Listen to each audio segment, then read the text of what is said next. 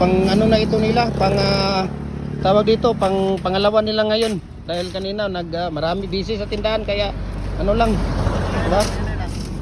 Kitang-kita nyo naman, di ba? Kung gaano ka quality yung ating molder. Talagang ako hindi na ako pabalik-balik pang magano sa inyo na bibili kayo ng molder kasi Luzon, Visayas, Mindanao nagde-deliver tayo, no? Napakabilis ang production. Napakabilis po talaga sa totoo lang. Ayan, no? Tingnan ninyo. 3 angat, 10 kagad. Saan pa kayo hahanap niyan, di ba? So i-follow ninyo yung ating Facebook page para magkaroon kayo ng idea kung ano yung mga ratio mixing tips natin.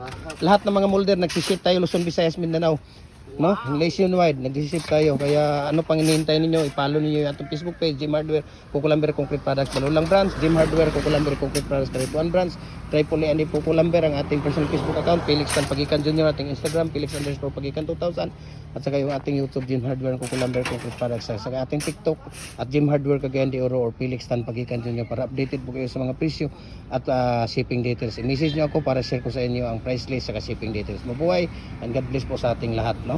Pakita ko rin sa inyo yung molder natin ng mga available. Ayan, no? Ito dapat talaga pagka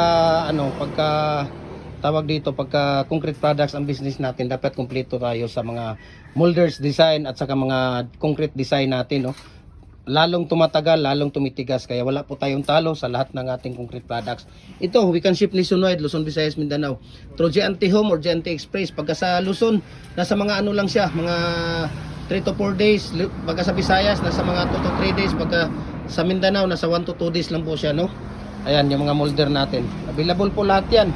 4 natin na hollow blocks, 3 imedya, 3 and 3/4, single at saka double, decorative, bricks molder, muhon. Marami tayong mga available na mga molder dito. Mayroon pa tayo dito sa likod na available natin na mga ano. Ito, available natin na tawag dito. Yung fix natin na dual heavy duty pins concrete post molder or dragon fruit post molder natin. Ito tools, 2 butas. Mayroon din tayong 3 butas, available din yan. Mayroon din tayong 4 na butas. Ayan, fix.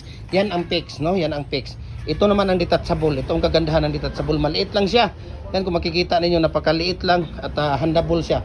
Maraming salamat and God bless po sa ating lahat.